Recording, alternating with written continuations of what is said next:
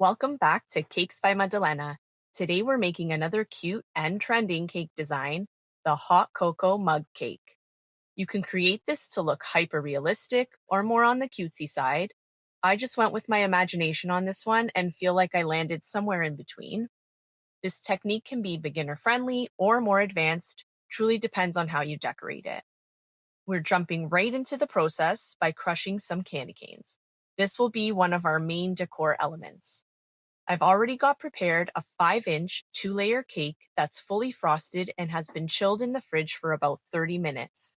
I used American buttercream for my final coat, but feel free to use whatever frosting you prefer.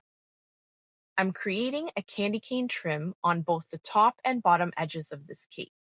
All I'm doing is piping a thin, flat border of buttercream and pressing the crushed candy cane into it. You can totally work in small sections here.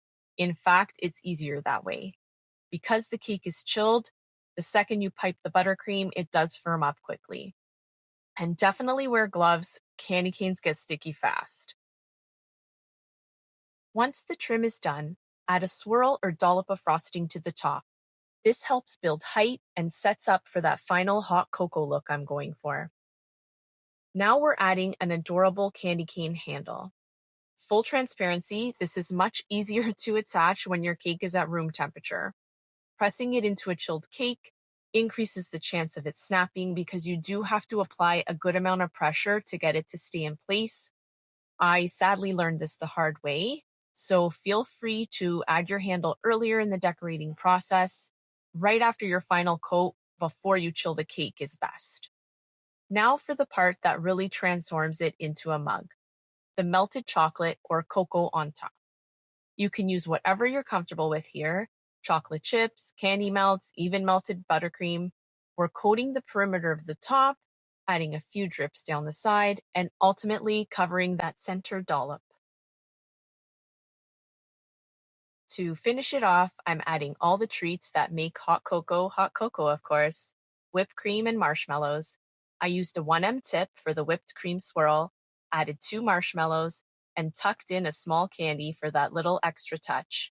You could absolutely stop here, and I would call that the beginner-friendly version, but I wanted to take it one step further, so I made a candy cane Isomalt heart.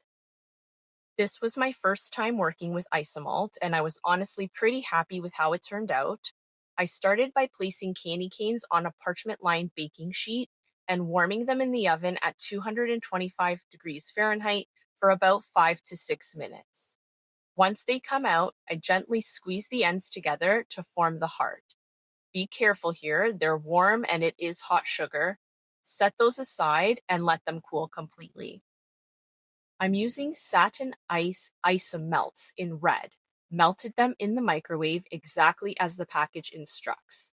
These get extremely hot in liquid form. I cannot stress that enough. I highly recommend a proper silicone bowl and heat-proof gloves. I was not fully prepared for how hot they'd get. I poured the melted Isomalt into the center of my candy cane heart and let them cool. These turned out super pretty. The cutest candy cane heart was born.